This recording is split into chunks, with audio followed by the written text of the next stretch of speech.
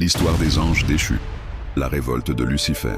L'histoire des anges déchus est un récit fascinant qui traverse la Bible et d'autres textes apocryphes. Elle met en scène Lucifer, autrefois un archange glorieux, qui s'est rebellé contre Dieu et a été précipité du ciel avec ses partisans.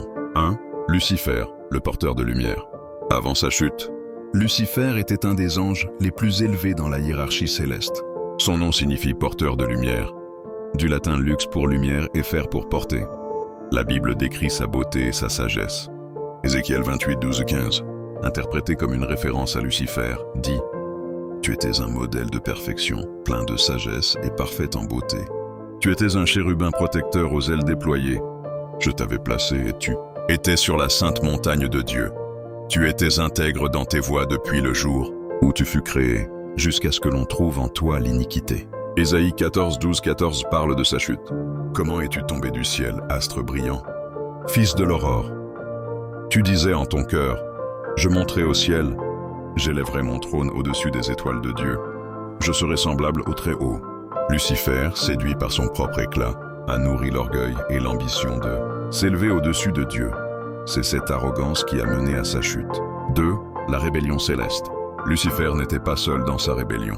Il a convaincu un tiers des anges de se joindre à lui. Apocalypse 12.4. Son argument était basé sur l'orgueil et le désir d'indépendance face à l'autorité divine. Dieu, voyant cette rébellion, ne pouvait pas la tolérer. Une grande guerre éclata dans les cieux. Apocalypse 12.7-9 décrit cette bataille. Alors il y eut un combat dans le ciel. Michel et ses anges combattirent contre le dragon. Et le dragon et ses anges combattirent. Mais ils ne furent pas les plus forts, et leur place ne se trouva plus dans le ciel. Il fut précipité, le grand dragon, le serpent ancien, appelé Diable et Satan, celui qui égare le monde entier. Il fut précipité sur la terre, et ses anges furent précipités avec lui. L'archange Michel, chef des armées célestes, triompha et Lucifer. Désormais Satan, l'adversaire, fut banni du ciel avec ses anges rebelles. 3. La chute et les conséquences sur terre. Lucifer et ses anges déchus furent jetés sur la terre. Désormais, Satan devint l'ennemi de Dieu et de l'humanité, cherchant à détourner les hommes de leur Créateur. Genèse 3 montre son premier acte sur terre. Il prend la forme du serpent pour tromper Ève et provoquer la chute de l'humanité. 1 Pierre 5.8 avertit les croyants. Votre adversaire, le diable, rôde comme un lion rugissant, cherchant qui dévorer.